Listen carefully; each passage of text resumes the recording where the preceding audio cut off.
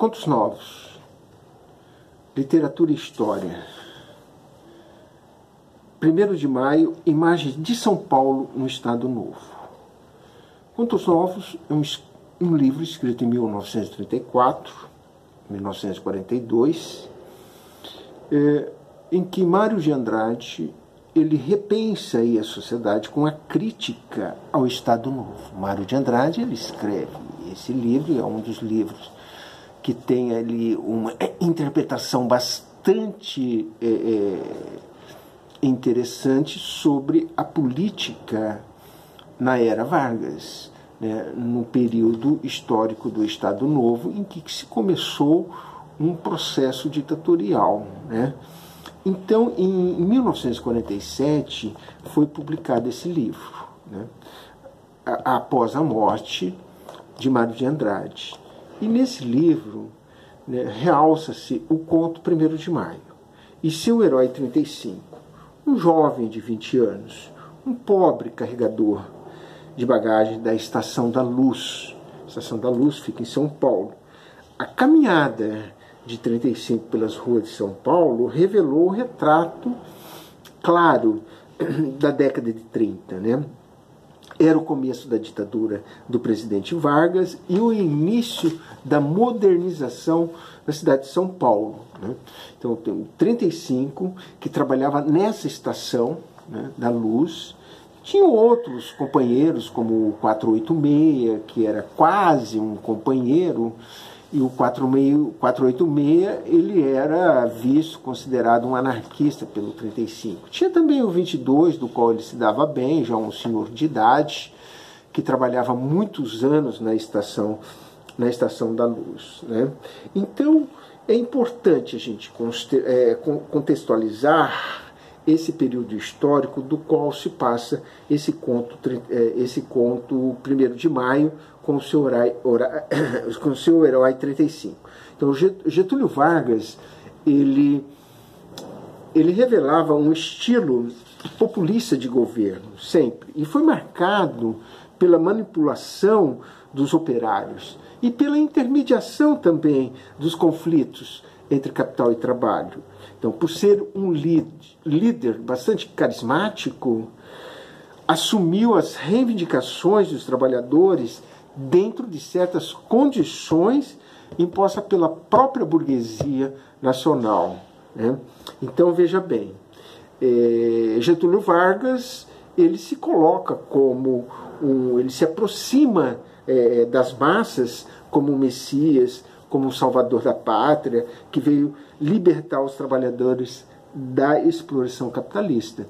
Mas também ele faz grandes e generosas concessões à burguesia nacional, aos patrões, né? Então ele está nessa mediação, né? Tanto que ele foi muito conhecido como sendo o pai dos pobres pelas conquistas que os trabalhadores teve em relação à carteira CLT, a consolidação das leis trabalhistas, né? Ele permitiu as industrializações em São Paulo, isso vai gerar bastante empregos, mas, por um outro lado, ele está ali muito mais próximo da burguesia. Então, diz que ele é os pais dos pobres, mas também os pobres diz que ele é mãe dos ricos, né? E a mãe é sempre mais generosa. Então, essa relação entre Vargas e os trabalhadores é uma relação que, de uma certa forma, ela vai se apresentar no dia do trabalho, no dia da comemoração do trabalho. Então, o Vargas vai focar no trabalho e não no trabalhador. E isso vai embaçar esse dia de luta. Então, o foco no trabalho e não no trabalhador, né, quer dizer que não vai haver protestos. Ele vai proibir, né, motins, né? E isso permitiu também, por um lado, o Estado controlar os sindicatos e também desmobilizar a classe trabalhadora. Esse é o contexto histórico do conto 1º de Maio, que Mário de Andrade vai buscar esse entendimento da história, né, para criar os seus personagens. Né? Então, a narrativa do 1º de Maio descreve exatamente um dia vivido por um personagem animado, com a possibilidade de se comemorar o feriado. O herói 35, ele não move as massas, ele é solidário, ele é alienado e ele é de consciência muito confusa diante das informações veiculadas pelos jornais da estação. O 35 lia diferentes jornais, tanto de esquerda quanto de direita, né? Ele lia jornais revolucionários como jornais dos patrões. Mas ele não conseguia diferenciar as mensagens oficiais das revolucionárias. Isso confundia muito mais ainda a sua consciência a respeito do significado do dia 1º de Maio. Ele não tinha bem certeza o que na verdade estava acontecendo, né? Então, veja bem, logo pela manhã, se arrumou, fez a barba,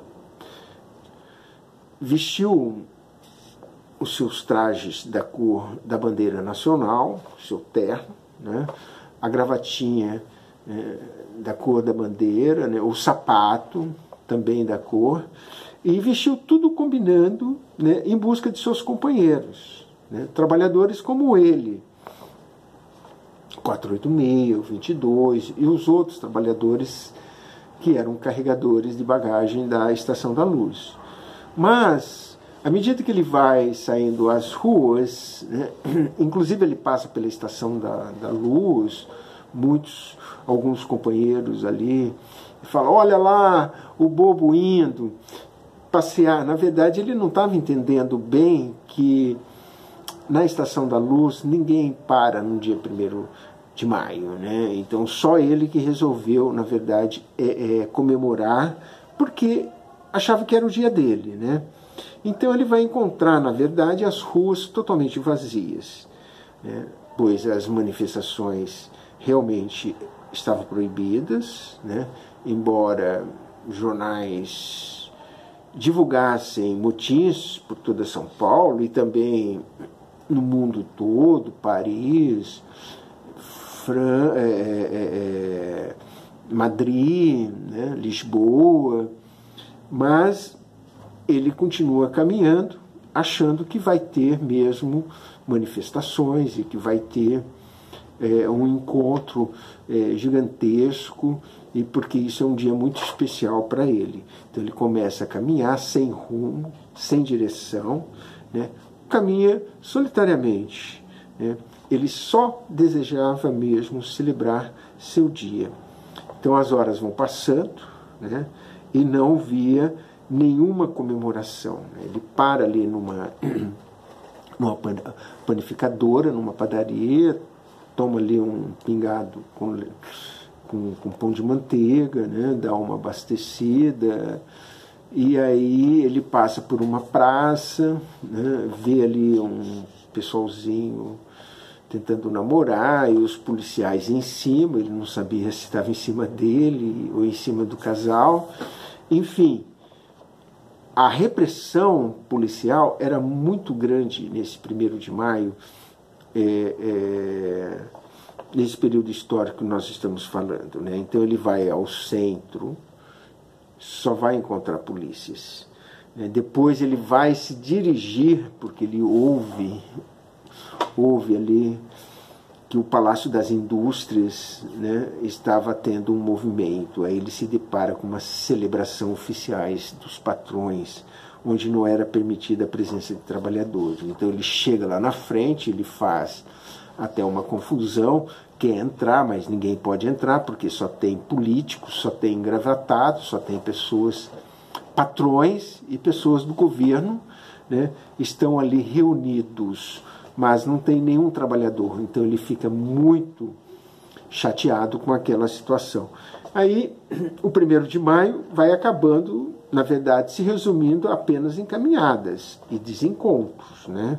Frustrante para quem desejava comemorar. Então, chega numa certa altura que o 35 começa a desconfiar que aquilo ali, na verdade, é uma grande cilada, né? Que armaram, uma grande cilada. E ele precisava tomar... ter mais informações, né? E essa desconfiança vai gerando um amadurecimento, né? Ele vai adquirindo novas experiências com as decepções das quais ele está passando, né? E vai se tornar muito frustrante. Para quem desejava comemorar, é muito frustrante. O ato de caminhar sem rumo trouxe à tona, nessa época, a situação dos trabalhadores no Estado Novo, né? O Vargas, o controle do Estado sobre os trabalhadores dificultava as ações políticas no grande feriado, que se originou em Chicago, em 1886, por causa de uma greve, pela redução da jornada de trabalho, que resultou no enfrentamento da polícia com os operários.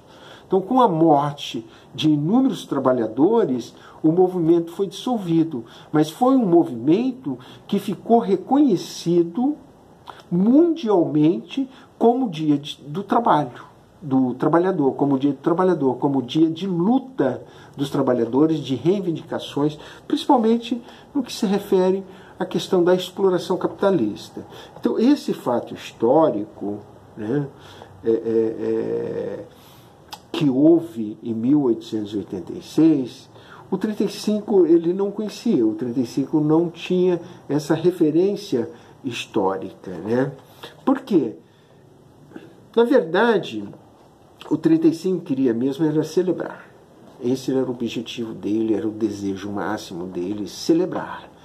Ele não tinha o conhecimento da história, não tinha o conhecimento do significado, da importância que é o 1º de maio para o trabalhador.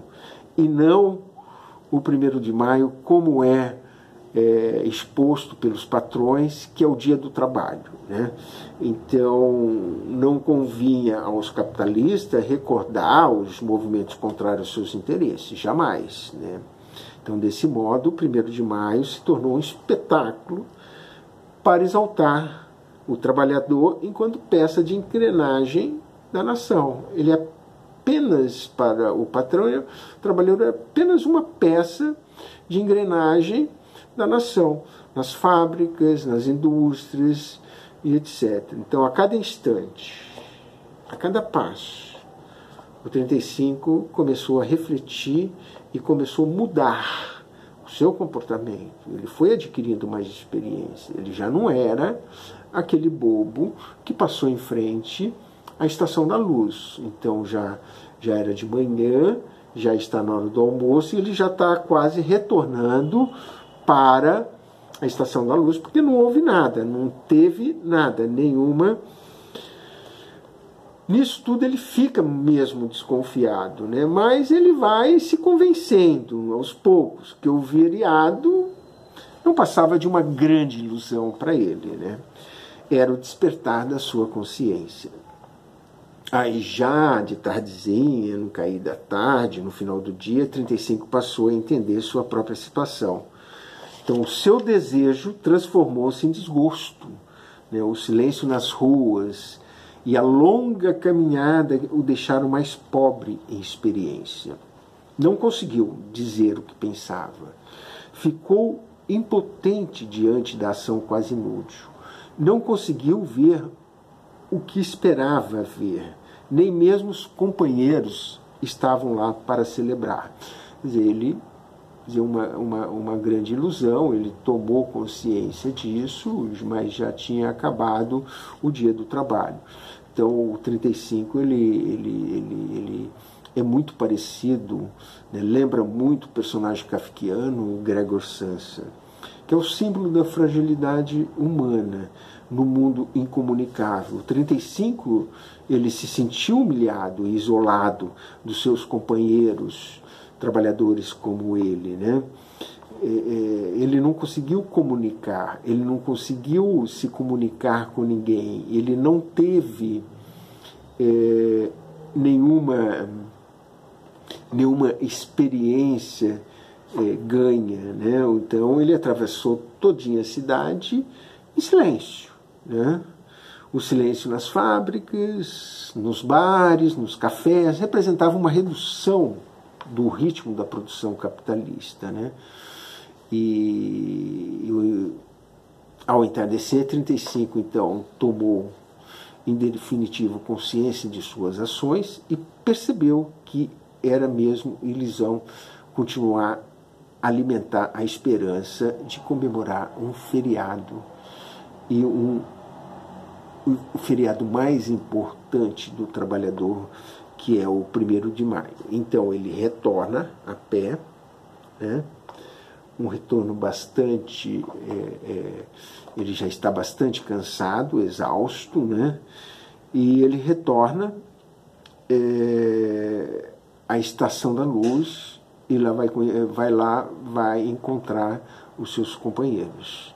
Agora, ele fica bastante envergonhado e ele fica também muito pobre em experiência, porque foi um dia de caminhadas, um dia muito vazio para ele. E ele vai mudar então o seu comportamento. Ele vai encontrar o 22, que é um companheiro mais velho. Ele vai ajudar a carregar as malas de um passageiro, e ainda ele vai ter a consciência e a disposição, demonstrando essa disposição, solidariedade com os outros trabalhadores, no caso 22, que já é um senhor bastante velho, que precisava de ajuda, e ele ajudou, né?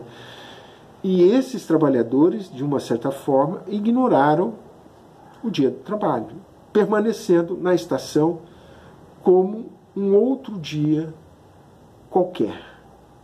Essa é a crítica que Mário de Andrade ele faz ao Estado Novo, escrevendo o conto 1º de Maio.